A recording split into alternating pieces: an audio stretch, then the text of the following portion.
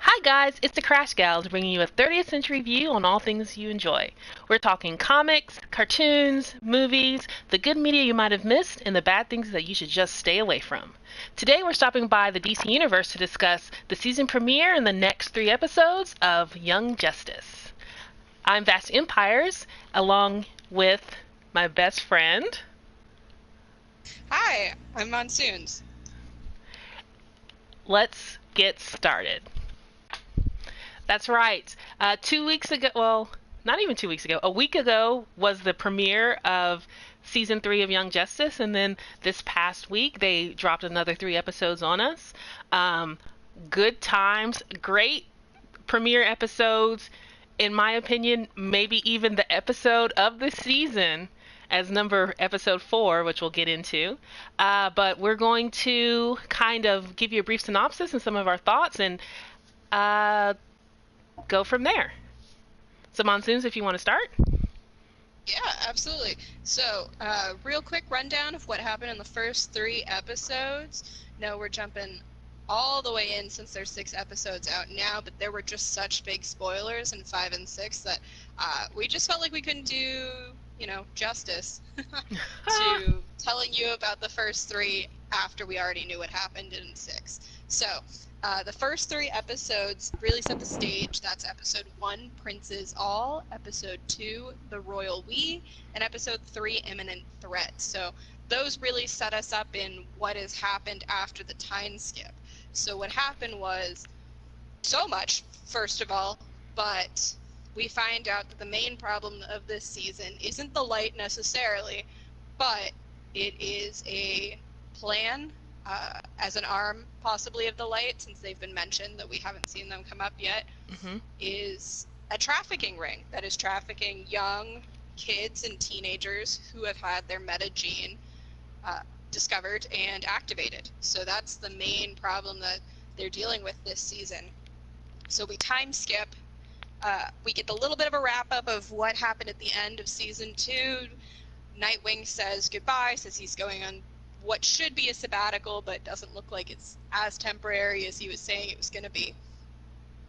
And he leaves, and then we open back up on the Justice League. We find out that Calder has taken over as Aquaman and as the leader of the Justice League on Earth. We also find out that there are several League members across the galaxy trying to reestablish Earth and the League as a smaller division of Earth, the reputation of those groups after what happened in season 2. In season 1, actually, because I think that was when they went to space under the brainwashing. Yes.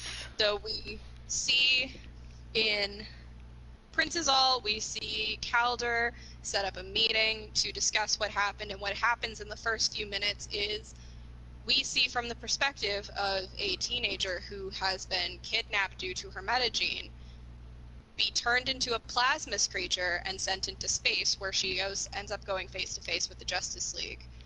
Jeff Pearson, who is Black Lightning, tries to subdue her, and because he doesn't know, but us, the audience, knows that she has a heart problem, it actually kills her, at which point he finds out that it's a 14-year-old Earth human inside the plasmus body, and that's where we find out that this is going to be the meta, storyline. So he comes back, they're having a meeting about what happened, about the grander problem of them not being able to stop trafficking, and we have the first bombshell of the season, which is Batman, as well as several of his associates, decide to quit the Justice League, including Ollie Queen, who super gets his ass handed to him by Dinah when he blindsided her with that information. As he should have. As he should have. It's also a really good small moment. You and I have talked about this. Calderon is basically our favorite character, so of course we were looking for these moments, but Dinah's main reason for being upset is she had no intention of ever blindsiding Calder in that way. She respects him, and considering the past that they have, not only with her being a mentor to the team, but also, at one point, a counselor to Calder after the aftermath in season 1. It's really good to see that, though we're not going to get the moments in real time, because once again we're getting a time skip, that we get to see these relationships have kept going and kept building, even though we haven't seen them do so. So that was great. We also find out Calder's new mentor is Wonder Woman. We don't find out what's going on with Arthur yet, but by episode 2, Royal We do find out that Tempest as well as Troya are members of the United Nations, representing their respective countries of Atlantis and the Mascara, which is pretty rad, and it's building on this mythos that I'm really excited to see more about, which is these two places that tend to be treated by DC as so mythical that they don't interact as a whole. Yeah. Because DC doesn't usually do these broader consequences storylines necessarily. Which goes into something I want to talk about when we get into more details about what's going on in the season. But it's really interesting to see them show some of the Young Justice kids step up as young adults and fighting injustice in a new way. And in this way, it's literally fighting Lex Luthor on the board of the United Nations to try and keep the Justice League's operations going. So that's really interesting world building that I'm excited to see more about, and that's what we really get in the first couple episodes. We also get what Nightwing's been up to since. He is not part of Bruce's operations, though we don't know why yet, but he is running around with Oracle, who, spoiler alert, we do find out in episode 4 is in a wheelchair now. So that implies that there was some more Joker storyline going on that we haven't seen yet, but she is now canonical Oracle, the way we know and love her from the 2000s. And there's a throwaway line about someone letting the Joker loose, so I believe that they're going to, at some point, hint more that it was the Killing Joke. The Killing Joke. But I don't want to make assumptions. Yeah. But I don't want to make assumptions because they have really picked and choose carefully, in my opinion, the things that they're taking from comics and applying to their universe without outright using them as rules and guidelines. So, but he's running around, he's trying to stop the metas, which takes him to Markovia, where we find out about the royal family of Markovia. We meet all of our new characters almost there. Brion, who is the prince, not the one who is most likely to rule, he's the younger son. We find out about his sister, who's been missing, whose name is Tara, and we'll talk about that a little bit later on, because I think we can all see where that's going. Oh, yeah. And we meet Halo Girl, who, spoiler alert, we do find out in episode 5, that her name is Gabrielle. Mm-hmm. But she spends the first 5 episodes going by Halo Girl, and then starts to get there's kind of a new Brion Halo, which is a early days Magon Superboy storyline going on, so that'll be interesting to see. Especially because we find out Magon and Connor are living together, and they're adults now. It's been a little bit oblique, and it wasn't my favorite moment when they got engaged, just because it was one of the weaker dialogue moments in the show for me thus far, but it's interesting to see how they're trying to re-emulate or poke fun at their own first season in a way that's kind, you know? Mm-hmm. And I will just pause for a second and say, because we do have a lot to discuss, but since we're here, I do want to say that was, to me, one of the weaker moments in the premiere episodes, and I know part of it stems from a lack of interest in that ship. Connor and McGann, it's cute. I get it. And I totally understand when people really find it endearing and really enjoy it. Wasn't my favorite thing, and it doesn't feel earned to me in the show, and especially with the dialogue that they had. Like, it really felt like a quick, hey, if you're interested, they're happy. All right, let's get moving. Yeah, and I thought it was going to tie her into a greater thing once we saw that Nightwing had picked him up for the undercover mission into Markovia. And while I'm glad those first 3 episodes weren't an arc about necessarily saving Superboy and that it went pretty quickly, I did really think that was going to take a lot longer and he was going to get kidnapped.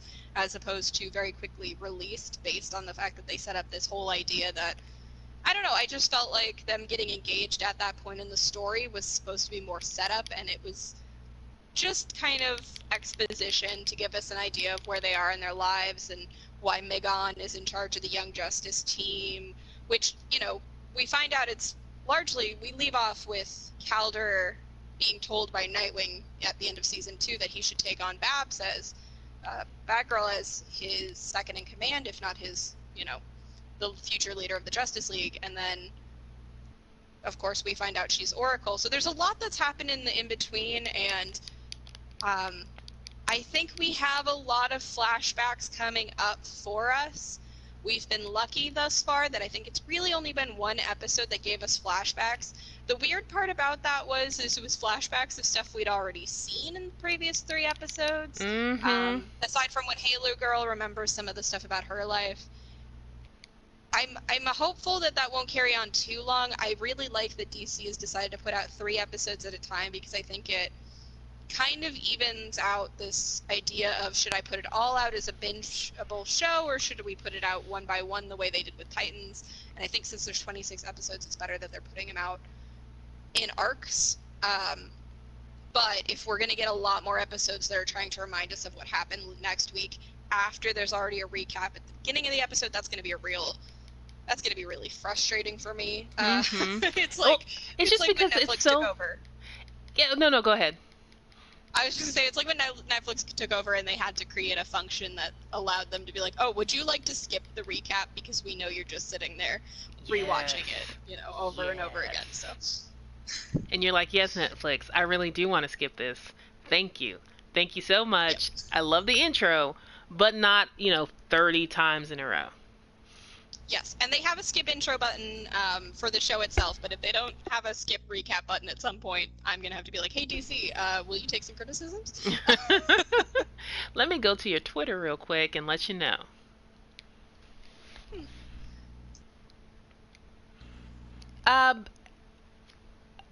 Have we reached episode 3? So I had just moved through Royal We. It kind of sets up we're kind of glossing over it a little bit, to be perfectly honest with you, because we're kind of excited about 4, 5, and 6. But just to go into slight more detail, Brion does get kidnapped. He does get put in the same sort of chamber that causes plasmus, and he develops, and the reason I bring this up is he develops magma power, which is important because the main reason they're in Markovia is there is a arm of the trafficking ring called Bedlam. And that's the main reason they're there, that they're undercover. And it does turn out that Bedlam is being run by the uncle of Brion and his brother, the Duke. And his name is an anagram for Bedlam. It's this whole moment. He's also a meta. He has a stone meta power. This becomes helpful to know once we get into further talk about Terra and who Terra is going to be, of course, and this broader idea of we're trying to find Terra, and of course if her family has a genetic predisposition toward Earth-based metagenes, I wonder what Terra from comics this Terra is. So. Yeah. We'll hold off. We'll hold off because that is way future. That is way future. Well, it's way future, but it's also 5 and 6, but not quite the bombshell of 5 and 6. But getting to episode 3, that is the one we want to get to, really gets us into the storyline for Black Lightning, which I thought was going to take up more time when we talked about it before. I thought it was going to be a lot more focal. Maybe it's just focal for that art, and they're going to come back to it. But the first arc of the 3 episodes is really about this idea of casualties of war, metahuman trafficking. What does it mean if society has decided that metahumans aren't allowed? If the governments of the world have decided that they're not allowed, like Markovia ends up banning them. Lex Luthor, as part of the UN, has put such a hindrance on the Justice League that he basically convinces Markovia not to allow any vigilantes to show up in Markovia, which of course, you know, Nightwing's plan doesn't go as expected, and they do No, get not at found out, all. unfortunately. But it also, we have this cyclical arc of beginning the first few minutes after reminding us of the end of season 2 with Jeff out there in the field, just kind of being a vigilante, doing the, fighting the good fight and doing his job. And then it turns out the person that he accidentally killed is from Earth. Like, he's already pretty beaten up about it before he even finds out it's a human girl. And we do end episode 3 with him finding a way to fight a new Plasmus, who we, unfortunately, as the viewers find out, is the older brother of the Plasmus he killed at the beginning, and he finds a way to deactivate what is causing the meta-teens to fight on behalf of Bedlam and the trafficking at large. But a citizen of Markovia who's been listening to the news and who has been told that these are monsters and not people shoots the Plasmus in the head and kills it, killing the older brother. And we have this moment where Jeff basically goes off on the guy because he's saying, oh, look at me, I'm amazing, I killed the monster. And Jeff says, no, this was a kid, and you're going to figure out that someday, and you're going to feel awful about it the way that I feel awful. And it's a really powerful moment, in my opinion. It's a powerful thesis for Young Justice, especially because, and we'll talk about that more in a second, but this season does not pull any punches. Like, there is death. There's a little bit of death that I think that is going to be a little heavy-handed if they're not careful with regards to Halo Girl. But for the first 3 episodes, the death that happens in it hits hard. It's not gory, but this is not like pretending. This is not a children's show. This is definitely like a teen show at minimum. They're fairly frank about it. The Plasmus characters, after they get killed, they do not get back up. Halo Girl does, and that's the only part where I'm like, okay, let's be careful about how often we use her ability to resurrect herself before it becomes cheap. But for right now, in the first 3 episodes, the consequences are literal. Like, we see them in real time, and we understand the responsibility they have. Do you have anything on that? I don't want to jump into my X-Men theory too quickly. I want to give that one a little bit of air. But what did you want to talk about with episode 3? Well, I thought that there were a couple of things going just across all of those episodes. One, the idea that in between some of the one-off episodes that they're building for their big half season or full season narratives with the idea of consequences, the idea of building or rebuilding, maybe even rebirth, tying with the comics there, and assuming like responsibility, that narrative that we have, where everyone has kind of entered into, when I say everyone, I mean the original team, have kind of hit a stasis or a holding pattern with their lives, and they're now moving forward because the show is starting up again, right? And then figuring out how they're going to move forward within like the confines of their relationships with Connor and Megan, and their relationships with each other, with like Artemis and her living with Will, and Leon. Will, who was one of the Roy clone that is he the second clone or the third clone? I'm fairly certain he's the one who, at the end of the first season, doesn't realize that he has the genetics to betray somebody. Mm-hmm. I'm pretty sure he's that one, because that's the one who ends up with Cheshire, who has a kid. Okay. So he is the first. He's the first clone we know of. Yes.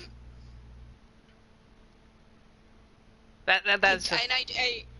I'm at a disadvantage because I remember Roy, the younger one, but I don't remember Jim. I remember him showing up. I remember the scene where they try and talk season 2 Will down from all of this. Mm-hmm. Uh, Well, and you know what? So we're going to not jump ahead, but I will say that that's because in the first 2 seasons they didn't make it explicit that the Guardian that you meet in episode 1 is a Roy clone until much later. Like, it was never specific, and so you didn't even really, like, without context clues, you didn't even really know that he was the same character. Well, and because I vaguely remember that they all knew him as somebody and that he shouldn't have been undercover like that. Like, they knew him as a superhero and didn't understand why he was hypnotized into helping. But beyond that, you know, I had a real break between seasons 1 and 2 before I finally caught up again, and it took me a couple times to get through season 2 because I'm a little biased and I still wish that we'd had 2 seasons of the younger generation at the age they were before we had that first time skip. Me too. I don't mind so much now because, well, this is not true of the first 3 episodes, and I hope it's something that increases in screen time going into 4, 5, and 6, but luckily it's, you know, we've talked previously about the first 3 episodes, and you were in particularly worried that Static and Blue Beetle weren't necessarily going to get screen time because they didn't talk, as far as we could tell in the first 3 episodes.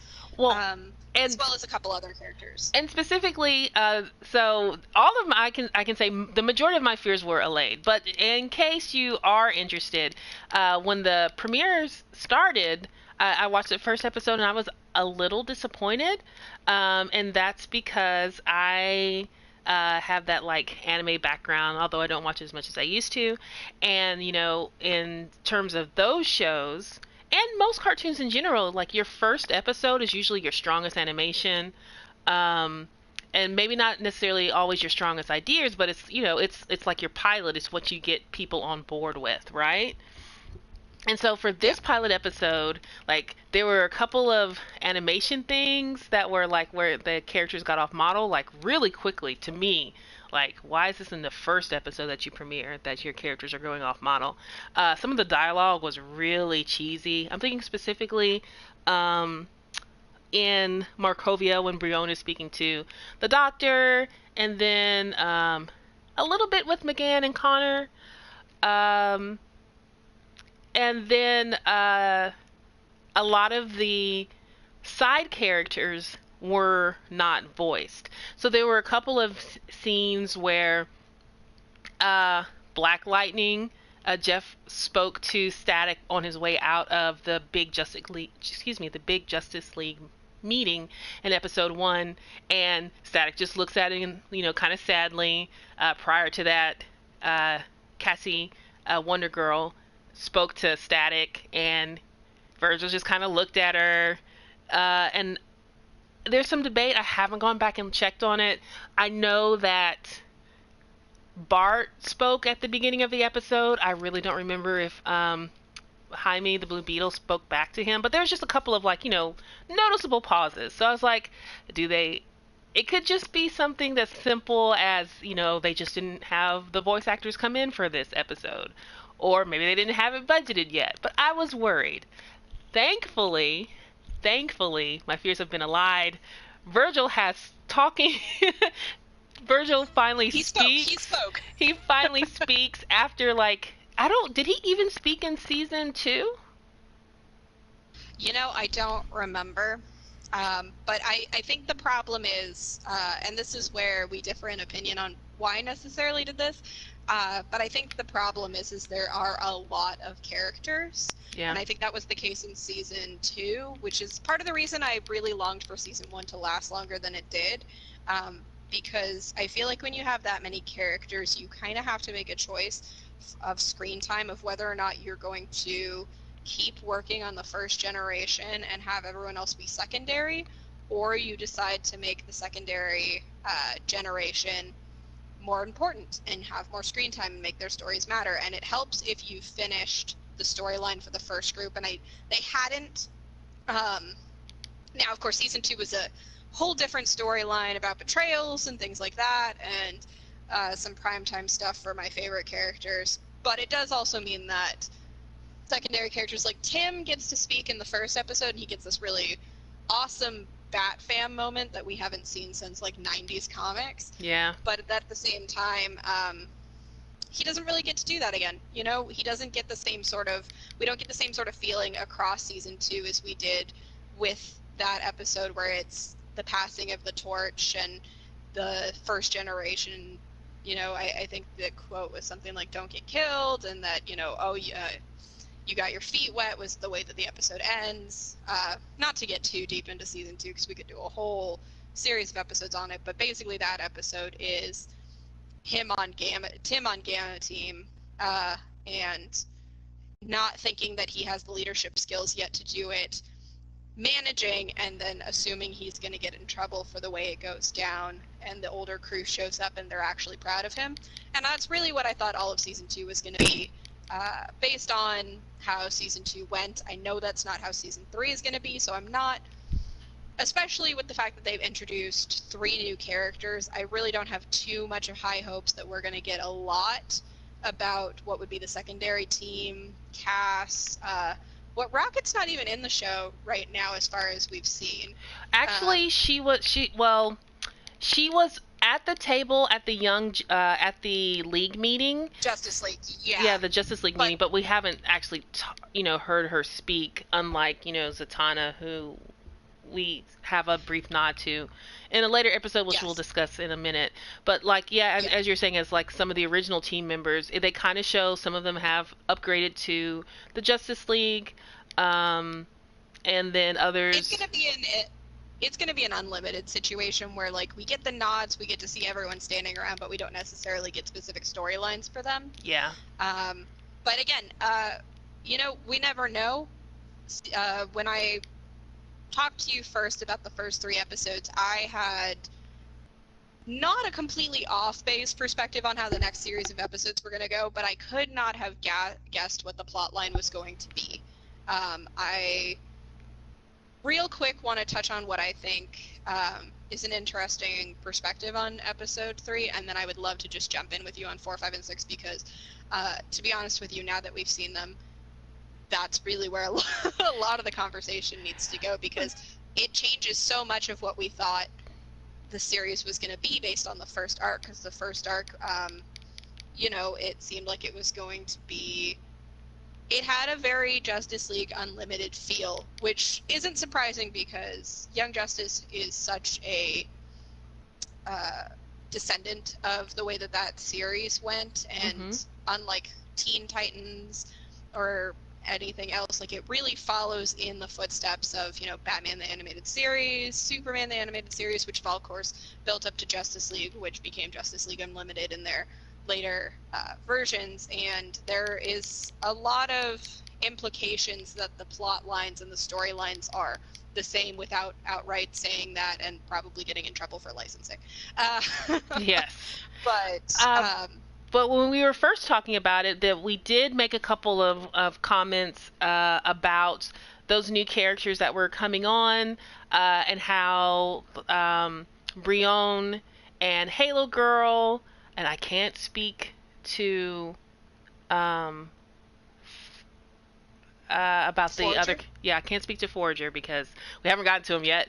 But how they were members of the original, like 1980s New Teen Titans original Outsiders team. Yes. And so I had said something along the lines like, it looks like we're going to see a lot of the different Outsider combinations, because I know the Outsider group that I was introduced to because I'm a DC fan, but a majority of my knowledge I actually gets from animated series. So the Outsiders that I was introduced to in Batman the Brave and the Bold were Metamorpho, Katana, and Black Lightning, and they were a set of Outsiders that Batman worked with. But we also saw that Katana was one of the characters who actually left the Justice League when Batman did. Most of the Bat family characters actually left.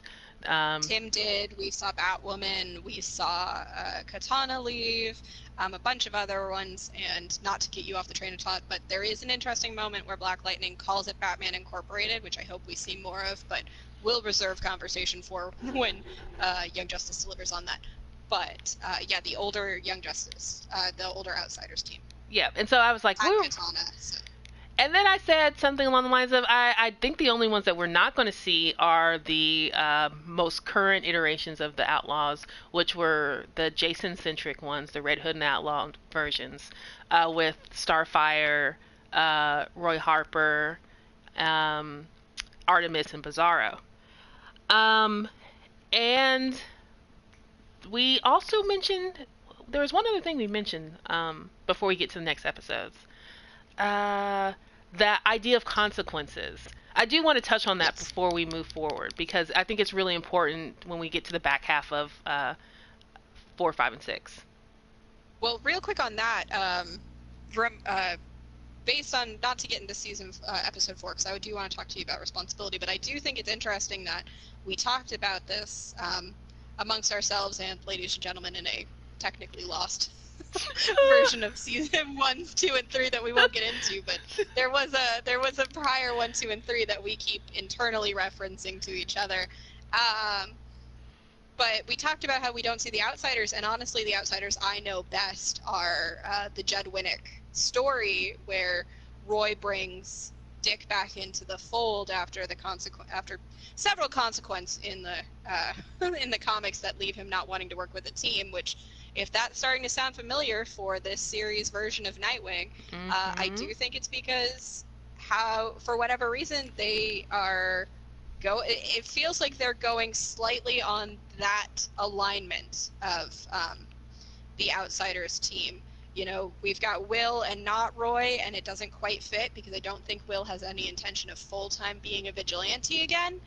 But it is interesting to see that at the heart of it, they are kind of going with Judd Winnick's version, where Nightwing doesn't want to be anything other than a lone wolf, but he can't quite give up leadership. But that's an entirely different team as well. It does not look like we're going to see Starfire anytime soon. And real quick, we'll talk about consequences, but that just reminds me that I want to note that I think it's very interesting that DC is not outright trying to make everything the same universe, which is good. I think that is a bad idea in both comics and in animated shows.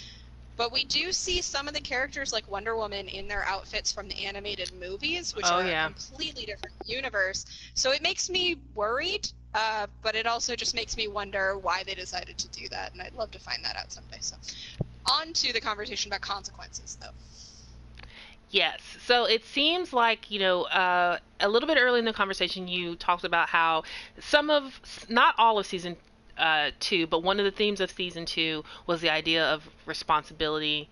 Was it season 1 or season 2 that you referenced that to?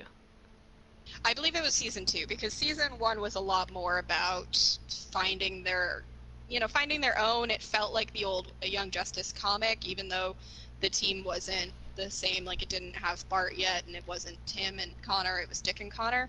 But season 2 was, instead of making it about the next team finding that same sort of footing, it was very much about the consequences of the Justice League leaving, however good or bad it was that they left Young Justice unattended, the consequences of that time that they spent in space not knowing what was going on, the consequences of having to make decisions as adults, even though they are technically 17, and have Calder go undercover with his dad, the consequences of Tula dying, and, is Calder going to be the sort of person who is that upset that he would go to the bad side, which of course we all, and if you're listening to this about season 3, Calder was faking it. He was upset about what happened to Tula, but he didn't hate Atlantis or blame Atlantis for it, but it was the consequences of that. At every turn, it was the consequences of Dick's actions to decide to keep it a secret, ultimately ending in however you want to decide and divvy up blame the death of Wally West and everything like that. But the stakes were a lot higher, a lot more global, which is something Young Justice does that at times the Justice League Unlimited tried to do, but didn't do on an overarching A-plot scale. So. Yeah, and so we see that continued in this season, like all of those events that happened in previous seasons that Monsoon's mentioned. We are continuing to see those outcomes reverberate in the present day universe. So there we had like just a little bit of the intro into the metahuman trafficking, and now it's a full-blown epidemic. I think Gar, he says, like, is it 16 million? How many children have been abducted? I don't know what the number is. 16 sounds right. Maybe 16,000. Maybe. I wish I had that detail up, but I do. He does give a very act up or, similar style. If it's even more than that. It's a very 80s, like stranger danger. If you see something, say something, or if someone you don't know tries to talk to you, scream. Which is interesting because I could do a whole podcast on the consequences of 80s stranger danger, but that's not what this podcast is, or this show is. Sorry, that's not what this is. So he says something along the lines of that, with regards to telling everyone that he is an out meta and saying that they have to protect themselves to try and keep other teens from getting kidnapped for this meta ring. Right. And so then those consequences continue to reverberate, and you see them in Brion. He asked to have his metagene activated. It's activated. He can't control it. That he eventually is kicked out of his kingdom. He can't return home. He has been banished. Halo unlocks a door. I don't even know if she did it purposefully. Honestly, it's not actually clear. But she unlocks the door. The king and queen of Markovia are assassinated. She's tested for the meta-human gene, and it seems like she doesn't survive the process. And she, everything that occurs to her in those first couple of episodes continues. Nightwing chooses to bring these people on, chooses to make a small team, and they go to Markovia to put an end to this segment of the meta trafficking syndicate called Bedlam. But as we said before, his plans go awry, and he and the other people have to deal with the consequences. And that kind of, like, we have these new, metahumans. We have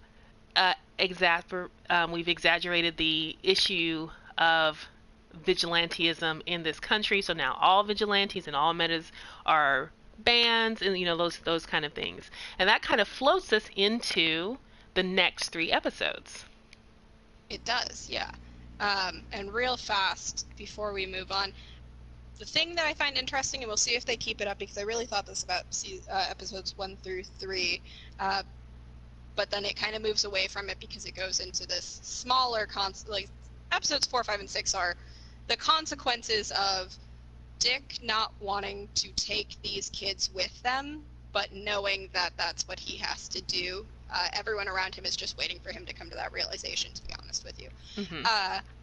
But it gave me X-Men vibes, like old school X-Men vibes, this idea that you have something that might not necessarily in every case manifest physically, like Garst does, but is something that is being screened by nefarious forces and is causing the sort of anti-X-Men feel that we see in Markovia, like we talked about with the end of episode 3. It's just, it's very interesting to see it kind of play out as an X-Men type story where you've got these teams of kids fighting not just to protect other kids, but to prove that like they're not dangerous, that they're not the problem. You know, usually in DC, other than you know, one-off storylines about this, or in the broader terms of Batman technically having an anti-meta limit on his city outside of Superman and now the Signal. You don't really see anti-meta stuff. You know, it comes up a little bit in Man of Steel and Batman versus Superman as a storyline, but it's a lot less, oh, because he's a meta, he's stronger than us X-Men story, and much more of a, he comes from another, you know, he comes from another planet and we treat him like he is some sort of god, and it's about ideology. So it's very interesting to see what feels to me a much more proper X-Men story occur in this universe, you know, because it's not something DC usually does, but neither are global consequences. And one of the most exciting things about this season, honestly, for me, is the part where diplomacy and fighting both as vigilantes and fighting crime, but also wanting to do humanitarian efforts and having to fight on the books as part of the government, as well as fight in space and just kind of do their usual sort of DC stuff for the Justice League, is very interesting. There's one other thing that happens in the first episode when Batman decides to resign from the Justice League along with his other, you know, associates, is Calder and Wonder Woman have an exchange where he says, I know what we have to do. We have to basically say that we are not with them. We have to disavow their actions. There we go. He's got to disavow their actions, lest anything they do off the books further give, you know, kind of evidence towards Lex Luthor's point that they shouldn't be letting the Justice League run around. So it's very interesting to see that happen. Now we're going into the next 3 episodes. All right, and they are good episodes. I don't know if I can... I'm just going to let you know. I don't know if I can wait till we do a synopsis of all of them before talking, so we might have to do a synopsis and then break, because episode 4 is my favorite episode, and then, you know, the next episodes are episode 6 is probably my favorite surprise moment.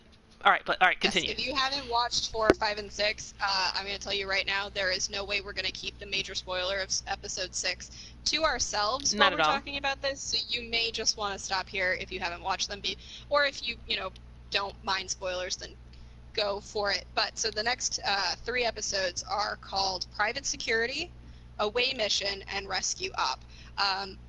Private Security is it's honestly my favorite thus far too, and I like it because usually this is the episode that a show does to try and break the tension that it's built up and kind of just do like a silly story that has no consequences, and it can be real fun or it can be really agonizing because you're just like, okay, but get back to the action, I have so many questions. This one does not suffer from that problem. Not at all. By any means. It sets up the premise that not only are all of the other 3 Roy Harpers of varying names still friends with Dick and relatively close to him, but if he tells them he needs help, they're going to grumble about it, but they will help him. They are still the best friends of Dick Grayson that we know from the comics, if just in a slightly different format. I'm going to say it's probably because behind the scenes, or like in episodes we are not going to ever see put together, because why give us the quiet moments in between with friendship? Dick has probably been very persistent about pursuing a friendship with them, even if, as we will get into in a second, Will points out, isn't always necessarily the most altruistic reasons of wanting to be friends with a group of redheads. But we get an episode where Dick is avoiding the consequences of his actions, which are bringing everyone to Markovia, making the decision that saving Superboy is more important than saving the kids that are that Bedlam has their hands on, and basically finishing that mission is more important. They have these 3 people, if you want to count Dr. Chase, though the show is still very back and forth on her, so I don't know how consequential she's going to be in the broader scheme of things, other than her tie to Halo Girl and Brienne and her growing relationship with Jefferson. But basically, they have 3 people who need housing, and Nightwing tries to say, I don't want anything to do with this. Mm-hmm.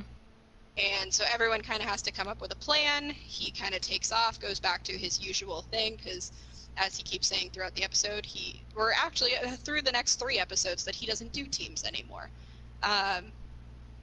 Which leads us to him showing up with 2 of the Roys to Will Harper's security company and trying to get help.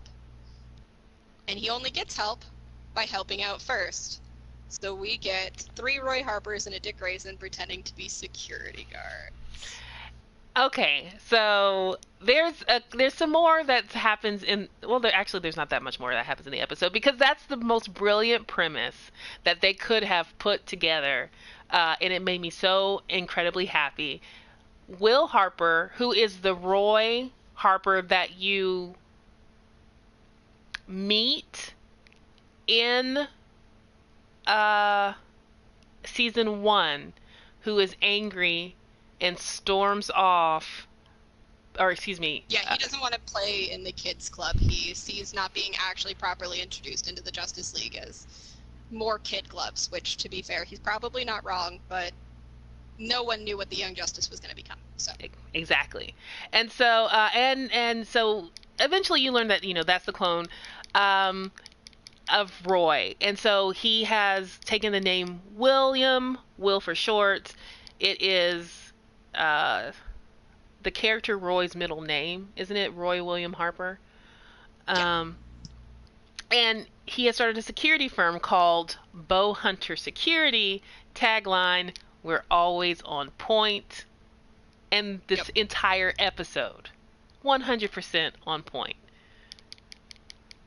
Yeah, you've got 2 different versions of adult Roy. You've got Jim and Will. You've got Roy Harper proper, who looks exactly what I thought Colton Haynes was going to look like in the Arrowverse, and then he didn't. Go figure.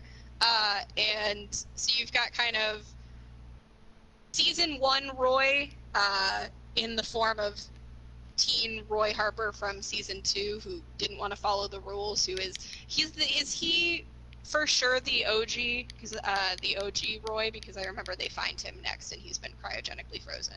He's been cryogenically frozen, and I believe at this point we're supposed to believe that he's the OG. Yeah, assume that he's the original. He lost his arm because that was the genetic material that they used to clone him, and they cloned him at least twice that we know, and that result being Red Arrow. Roy Harper takes on the name Arsenal, and he gets his cybernetic arm from Lex Luthor as a, thank you for not killing me. And then the 3rd Harper clone, Jim, was the Guardian from the original premiere episodes of Young Justice. And so it was a really gratifying episode if you enjoy Roy Harper as a character, and I do, because you get to see like these different iterations of him or incarnations of him, and how they differ and have created their own personalities and maybe even lives for themselves. It's such a small moment, but it's like one of those places where, when you're a writer of any form, but you're always being told to show and not tell. Show and not tell. And this was an episode that just showed what kind of relationship Dick has maintained with Roy Harper and what Roy Harper means to the friendship that they have and what it means to him. And we really get that in the scene where I have to take a step back and say that not only was this a gratifying episode, it was so funny. It was so genuinely funny. It was also one of the few episodes that I can point to and go, that one didn't suffer any dialogue problems. Mm-hmm. They all had slightly different types of humor on the scale of what you think Roy Harper would think is funny. Like, Jim thinks the pun about the security company on Point is the funniest thing ever. He loves it. He's probably going to become part of the family business. No problems. No arm bending needed. Mm-hmm. Roy, on the other hand, hates it. He is the petulant teen of the group. He's really just there because he got invited there, and for whatever reason, he likes the other two Roys and Dick Grayson enough to come, even though he's clearly miserable and just wants to be playing video games. Like, he is the most teen boy ever. And Will is firm, like, he's got a dad bod. Like, oh my he's gosh. still in shape enough to fight, but he is soft. He is round. It is great. I love him. He's got a beard. Has the beard. He has an SUV that he really is fond of. Like, the premiums. Yep, he exclaims the premiums when they get in trouble and the car gets bashed up. But not just that. It's not just funny moments at a certain point. I mean, honestly, we're probably just going to give this whole episode away and then go back to summarizing after this one, but this one was the best. He gets called out by Will for calling Will Wall, which is basically Wall-E. And, you know, we haven't really had this sort of episode since season 1, and even then it wasn't really that sort of episode when we had the Haley Circus episode of season 1. It comes a little bit close in season 2 in the way Calder and Dick talk to each other, but the consequences were always so high. There was never a tension-breaking episode in this way for season 2. But for this season, you know, he calls him out. He's like, let's be real here. You didn't invite me out here because you want me to help. It's because you need someone to tell you that what you're doing is wrong, that you are on the wrong path, that you are making bad choices, and you know that, and you're going to change your mind about it, but you want someone else to tell you to do it. And we know he's not necessarily talking to Bruce, or if he is, it's not in a mentor-mentee fashion. It's much more, you know, they work in the same business right now is kind of the feeling you get. There's a throwaway line where Oracle tells him that Batman went through with his plan, and he basically is just like, well, we can't think about this right now. You know, that's not important right now. We have our own mission. Exactly. And so Wally calls him out. He's like, you need to deal with the kids that you brought back. Yeah, you didn't decide to bring them back from Markovia, but you know that there was nothing else you could do about it, and this is part of the job. And so he does, and that's where he steps up by episode 5. And ultimately, by the end of episode 6, is taking over for an Outsiders team, which is pretty much how it goes down when Roy tells him to be part of the Outsiders in the Judd Winnick book. It's a little less brooding and a lot more fun and funny, and there's a car chase and people in security outfits.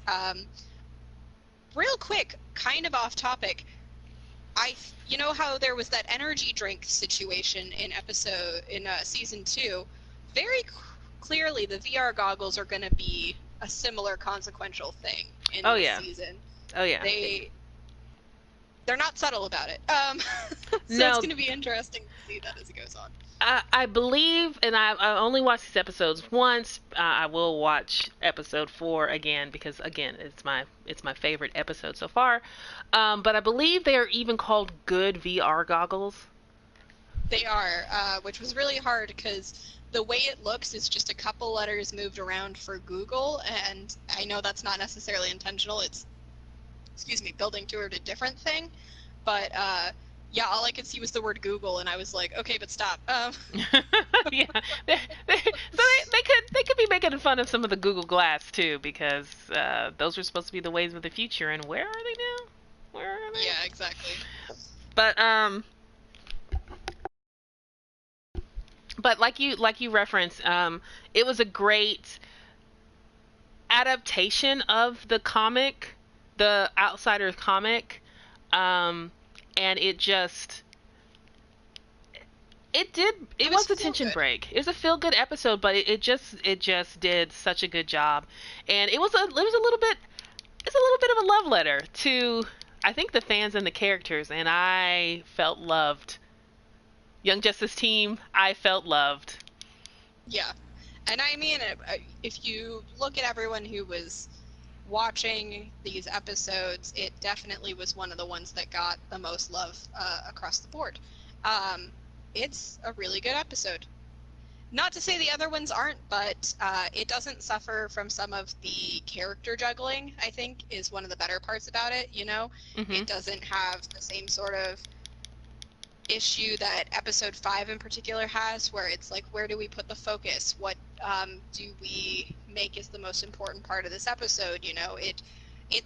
I personally feel episode 5, not that it's bad, there's nothing wrong with episode 5, but that's the one where we go back to Connor and Megan. That one is called Away Mission, and it's the first real episode that we see where Megan is in charge of Young Justice, other than some throwaway lines in the first couple of episodes, or it being announced that she is the leader. And some people we remember from season 2 show up, and they end up going to New Genesis, and this is where the character we mentioned before, Forager, comes up.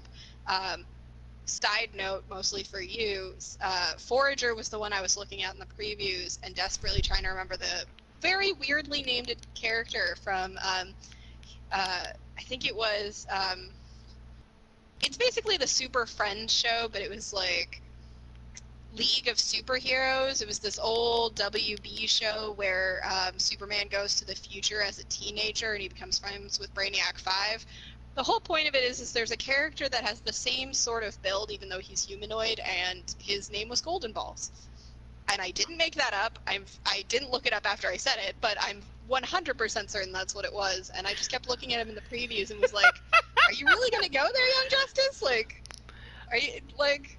Well, all right. It's so funny that you say that, because I have one like reprint issue of one of those like comics, you know, from like, you know, the 50s maybe, where it was the Superboy comic series, and one of the things Superboy did was, you know, travel to like the 23rd century or the 30th century or wherever he traveled to meet all of the younger, like, oddly, I don't even say not oddly named, but the teen superheroes of the future, like Lightning Lass and Lightning Lad and Brainiac 5 and all that kind of stuff. I did not know that there was a cartoon for that. There was. It wasn't bad, and it didn't get the same sort of crossover treatment that Static Shock did with Justice League, and it was clearly like slightly different animation group because it was in it had that same feel, but the budget wasn't as good, and like I said, it was a WB show. But so Forager appears. I like Forager. I did too. His dialogue might get really annoying after a while, to be perfectly honest. He is going to be like, you really have to think that his character is endearing to deal with it over the next couple episodes, as I know how I'm going to start to feel about it. Mm-hmm. He has a little bit of a Yoda situation going on, and which to kind of give him a weird, kind of a Yoda sort of thing. No, I was going to say, which they actually kind of explain a little bit in... Yes, they do. In the show, they mention that his people do not. They're basically part of a hive. They refer to themselves as the hive, and so they speak collectively. They don't have a sense of individualized identity as, you know, like we would recognize. And by that means they have very complicated feelings about, or complicated gender, I think is what Megan says, is they have a lot of different complicated words for it. And pronouns. And pronouns, yes. I think that was her main point, was because he doesn't really use pronouns except for in this kind of joking aside that feels very season 1, feels very Dick turning words like overwhelmed into whelmed and stuff like that. And that's where I really feel like they're building them as the 3rd generation, which is great. I just wish we had gotten a season about the 2nd generation. I hope we get another episode. You know, we've got this issue going on where Tim and Cassie are dating, but Tim leaves with Batman when Batman quits. And so they're not really having a conversation. They're having some relationship issues. Their romance aside, I don't really care about that, but I do appreciate that they built that in at the end of season 2, so that way Otherwise, Did it's they? Tim. Yeah, because they hold hands at the end. I It's really, also a I very really don't throwaway thing. remember. No, honestly. And so here's the thing. Oh I no, all you're fine. It was 100% throwaway. It was I don't even remember who the conversation is between, but at one point someone does say, when did that happen, when they're seen holding hands, and someone says a lot happened and it was really, really stressful, like kids will be kids or something like that. Oh my Uh, goodness. yeah, it was fine, but you know, Tim is Tim. Tim is the most Bruce-like of any of Bruce's adopted and or biological children, in my personal opinion. I agree. And so if he didn't have someone to be in a relationship with, they haven't built the same friendship between him and Bart that is in the Young Justice comics, the way that they have with Jaime and Bart. So I don't really see him being their way back into Batman helping Young Justice and helping the Justice League without having given him some sort of person. And there is I remember there were previews. We're supposed to be getting Stephanie Brown at some point this season based on what came out from the Comic-Con panels. So it'll be interesting to see how that goes. I'm really hoping we're going to get a Gotham-based episode, especially based on what we're about to talk about, based on episode 6 in a little bit. We're going to get there, guys. We're going to get there. So, we're going to get there. Well, so like two things, and I don't want to dwell on the romances on the show, if only because I don't think they're written particularly well, and they're not very strong. They're not very strong, and so it's like, why bother? But honestly, the strongest one is Ollie and Dinah, and that is super over until Ollie pulls his head out of his ass. So we are canceling them until he apologizes. Just gonna go ahead and let you know in advance. No, or but she can find someone better. Like either way. Well, yeah, well, I mean, that wouldn't be too hard. But anyway, I do like that pairing. I do like it. I do like that ship. I do ship them. But man, he deserved his tongue lashing that he got after the in episode 1. But so my question was, two questions. Did Tim ever date Cassie in Young Justice, the comic? I thought she dated not Khan. in Young Justice. Not in Young Justice. But there have been other iterations of Young Justice just called Teen Titans. So there was the Teen Titans that ran at the end of the 90s into the 2000s, and they've had a couple versions of that, including the New 52 one. I don't think they date in the New 52 one, but there is a level of trying to shoehorn Cassie and Tim into the same sort of friendship that Donna and Dick have, except for DC did a really good job of kind of circumventing any sort of romantic thing with Donna and Dick, which I really appreciate because one, he was dating Corey and like OTP, but also like, you know, Dick needs some friends that he's not going to sleep with, and in Young Justice he's already been with Zatanna, he's currently with Babs. Oh, I forgot about Rocket. He dated Rocket. Boy has gotten around. Because he flirted with a couple different people. Oh, yeah. Not that there's anything wrong with that. Of course not. Young Justice Dick, even more than possibly Comics Dick, has had some relationships. And I've honestly appreciated them slightly more in his ones because they never have really taken away from the ongoing story. Sometimes we could have used a little bit more information because I do think Young Justice either tries to like give us a heavy dose of these characters being in a relationship, or like, you know, like the romantic triangle that was between Lagoon Boy, Magan, and Connor, or man. like Zatanna Dick, where we know that they dated because he's really into her in season 1, and then by season 2, he gets at one point off screen talks to her about getting an amulet that will help Tigress. Sorry, I almost called her Tigress. Get a necklace that will help her pretend to be someone else to help Calder undercover. And they're like, oh, well, how did you get her to do that without telling her what was going on? And it was very much like a, oh, I don't kiss and tell situation because they dated. Which is fine, and I like it, but I honestly those are the moments I want more of, you know? I Yeah. want to see the team that had been put together through a lot of different pressures. Like, they clearly dated in the interim between season 1 and season 2 after her dad had become Dr. Fate, and around the time that everything went down, because we know Jason is one of the people that is in memoriam you know, like hologrammed in Mount Justice in season 2. So there's a lot to go on there, and I think that's why it makes it so much harder to be interested in the Halo girl Brienne and the Megan Connor relationships, because they're kind of easy, and they don't get a lot of decent writing toward them, and all of the pressure that was on Connor and Megan to be broken up and get back together was very sitcom-y, and if I wanted to watch a romantic sitcom, I could just watch that, and instead I'm watching a comic book cartoon. So Yep. Oh, also, as an aside, for anyone who is wondering who the guy staying that was at Megan and Connor's place was, he actually made his appearance in the Young Justice TV show tie-in comic, and he was he was in like the first book.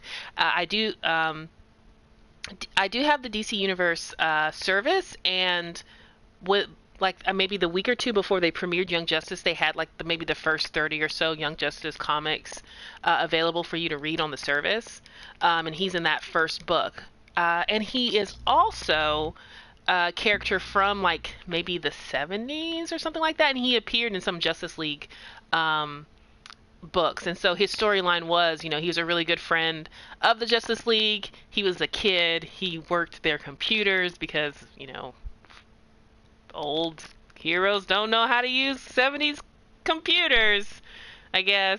And he accidentally led the Joker to the the Mount Justice headquarters. yeah, I hadn't figured out who he was either, and I'm actually really glad that they put the comics up on the service, because they are very hard to get your hands on. Basically out of print. The only thing that I've seen that is like on par with that, because I think it was such a limited run that it just wasn't that popular, and you can find some of them. It's not impossible, but there were so few of them, and people either liked them or didn't like them, that you can usually find like 3, 4, and 8, but not the first couple in print. And the only thing that comes close to that sort of difficulty to find, but honestly shouldn't be that difficult, are the Voltron issues actually that came out starting in 2016. Really? Yeah, those are real, like, because the first couple prints went out of print, and then they tried to make 2 more arcs. There's like 3 volumes worth of comics. You can get your hands on the trade pretty easily, but getting your hands on the singles, just nigh on impossible. So. All right, we kind of went a little far afield. Although, in some ways, talking about Voltron is on topic. Is that a good segue into episode 6, or is there anything else that we needed to cover for 5? You know, I think I'm just ready to get into episode 6. All right, we will tie everything together here with episode 6. Hit us with the synopsis, Monsoons. All right, so episode 6. That is the episode that has the most spoilers. It's the one called Rescue Op. Everyone has kind of managed to settle. You know, Dick has decided he's going to help everyone with the kids that they've dragged back from Markovia. Megan and her team have brought Forager back. They've introduced the 3 of them.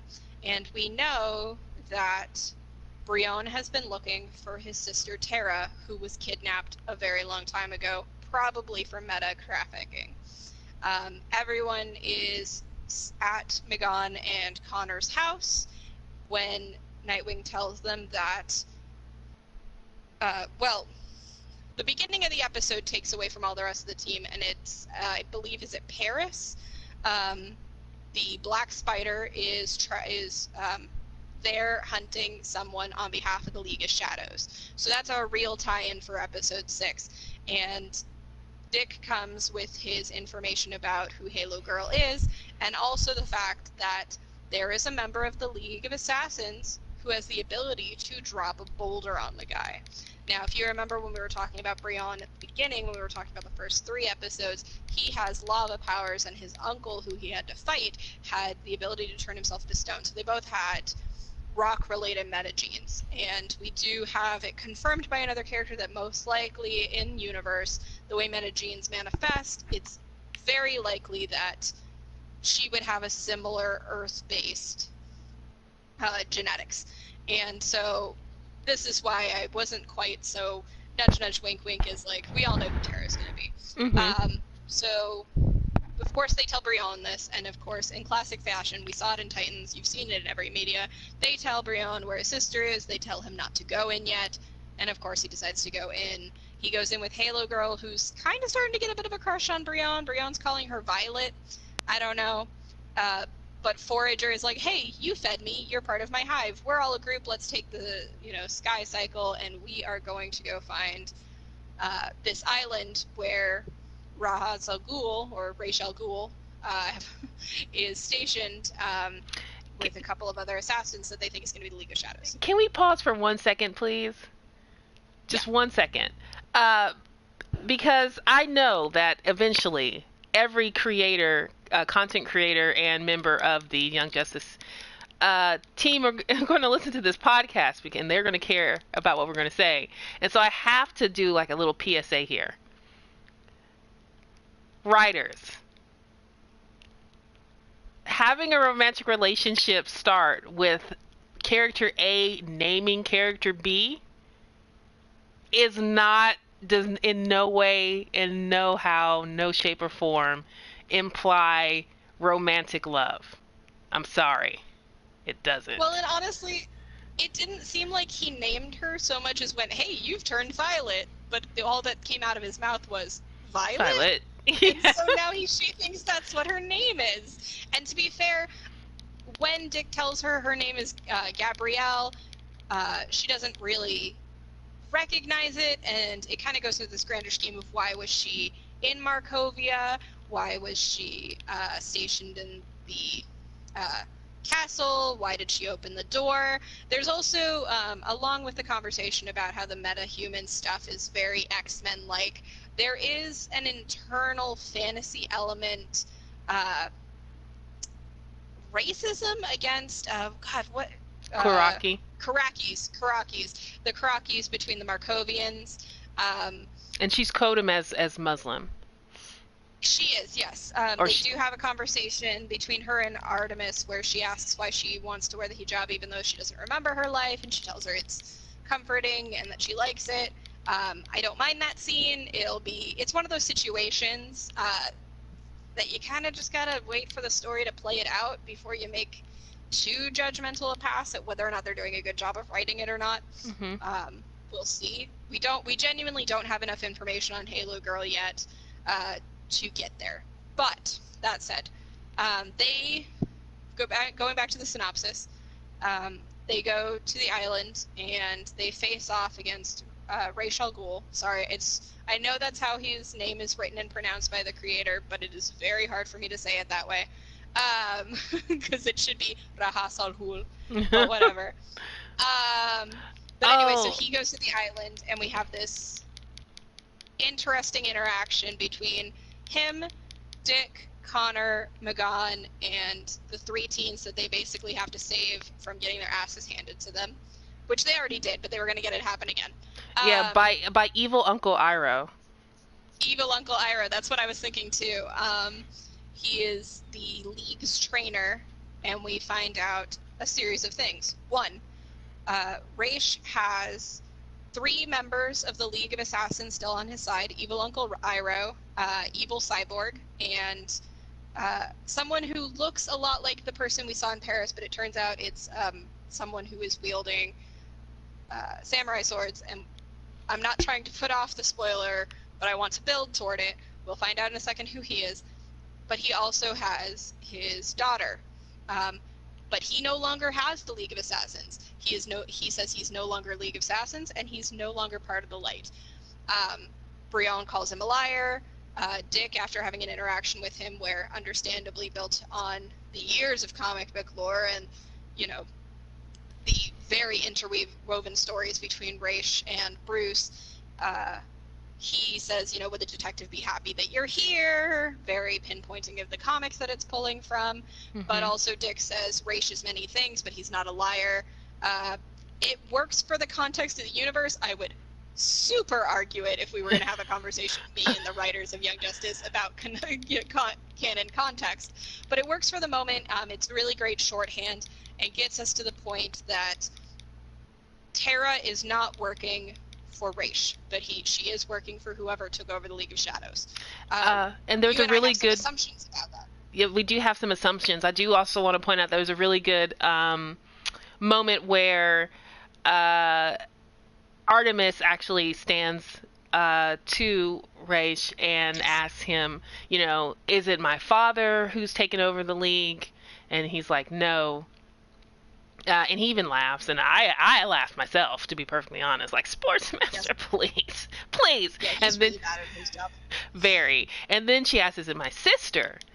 And then... but he doesn't say no there. He doesn't say no. But I don't think she's in charge. I don't think she is either. Angry. He does get angry, and that's when he's like, you know, you guys need to leave now. But I thought it was just a really good character moment for Artemis, and adding a little bit of mystique of, oh no, who is actually the head of the League of Assassins now? Yes. But before we get on to our assumptions and wrap this up, the spoiler is Talia walks out and she has a baby in her arms. So we all know that's Damien, which we all knew was coming, and I'm just so thankful he's a baby. And if they age him up, I'm going to be mildly furious, even though I'm super a fan of Damian Wayne, which is not a common occurrence in most monk people. But the more important spoiler is the kid with the samurai swords has a very Winter Soldier reaction, or if you remember how he was in sometimes with canonical Lazarus Pit amnesia, says Grayson very slowly, as if he's trying to remember, and Ra's says, oh, so your memories are finally coming back to you. And there's no way it's not Jason Todd. He's just having such a good year. That's right. The Red Hooded Ninja. It's more than likely Jason Todd. Which I'm so happy about. And you're right. He actually is having a really good year. I feel like most of his comics run for the most recent version of Jason Todd in the Outsiders, comics, especially Dexter Soy's artwork, amazing. And then he's seen on television for the first time in Titans, and now he's getting a nod here on Young Justice, like we've all wanted for ages and ages. It's good. It's a good time to be a Jason Todd fan. Yeah, and he just doesn't really get screen time. We got Under the Red Hood, and I mean, it's hard to nitpick this because there are a lot of Bat kids, and a lot of them have not gotten screen time. Stephanie never gets any screen time. Cassandra Cain is going to get screen time, which I'm so excited about in the upcoming Birds of Prey movie, but that'll be the first time she's been utilized in television, movie, or anything. And we've seen a lot of Damien in a lot of the animated movies because they kind of took a gamble to make him the most prominent Bat Kid in the most recent couple of years. But, we had Timmy Todd, and Tim had his own very long-running Robin comic, and Dick has shown up a couple times, not as many times as we would like, mostly the Chris O'Donnell stuff, but he's been in a lot of the television shows, or at least they've used his name as shorthand for Robin. Mm-hmm. And if you look back to Batman 66, he's the most used Robin. And then some of the other animated series like The Brave and the Bold and those kind of things. So yeah, Batman. Yeah, he's usually the Robin. And if he's not, then it's Tim, and there's nods to Nightwing being out there. Yeah. But no, it's great. Jason's not had this sort of content before, and it's great that he is in not one but two shows right now through DC Universe. And that, potentially we're going to get a lot more of the bad kids, which is great for me. Uh, Me too. that's my favorite. DC fan, but always a Bat fan. So, not to say that I don't love like the Wonder Family or the Super Family or the Arrow family, but Batman's where it's at, guys. Batman's where it's at. Yeah. So those are the big notes on the first couple episodes. You and I have a theory that, just to throw it out here, Deathstroke is probably in charge of League of Assassins. It's the sort of thing he would do. It kind of reminds me of Teen Titans East, the comic book, not the cartoon version, which would be interesting because Cassandra Cain plays a role in that, but I don't really expect that to come to play. But like I said, we're supposed to be seeing Stephanie Brown at some point, so I didn't think the 4, 5, and 6 were going to go in the direction that they were going to go. I was not holding out any hopes that Jason was going to show up in the show, even though he is shown as in memoriam. I'm really excited that he is. Me too. So all bets are off. I could be completely off base.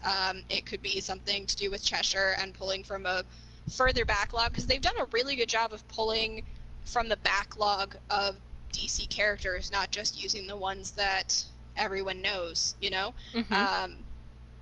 but my bet is Deathstroke and Cheshire are in some way, shape, or form in leadership positions, even if they're following someone else.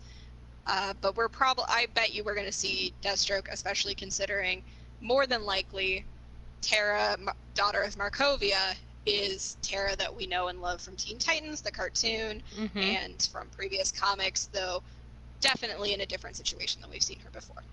I would agree. I myself was thinking that perhaps Talia is the leader of the League of Assassins now, but she's on maternity leave.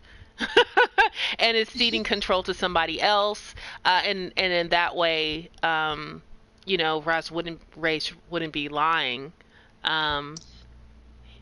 It's true. I could see that. I think the only reason I don't see that is I think if that was going to be the case, she wouldn't have been in the same on the same island as Raish, because usually when she takes over, it's because her and Raish are disagreeing on something. Yeah. And usually the big disagreement is, oh, you've produced an heir. Did you forget that I have a Lazarus pit and I will live forever? It could be that, there's a lot of moving parts. They set up this idea of Batman Incorporated. Maybe it was just a throwaway line Jeff said, but we do know all the Bat-related people are away from the League, and we haven't seen the League again since episode 1. We've got Dick's team that he's building that is clearly going to be the Outsiders, and we've got a lot of moving parts going into the next 3 episodes. So there's really no telling what will happen. We have the broad strokes, we have some of the themes, we have a lot of the characters, we have a lot of the foreshadowing, but who knows how it's going to pan out. Because if you had told me that episode 2 would end with the Reach, or not, excuse me, not episode 2, season 2 would end with the Reach as big as it did, I wouldn't have seen it coming that way. So they know how to weave storylines together. All of my fears that came from episode 1 erased by the end of episode 3. My Young Justice love, which was sparked at the end of episode 3, has been blown wide open after watching episode 4, and now I am like true blue, as I haven't been since season 1, with the arrival of Jason Todd arc in the Young Justice universe. So super excited. Super excited. I think that's a good place to leave it. There's a lot coming up in the future, and I've got a lot of hopes that DC is going to keep putting out really good content.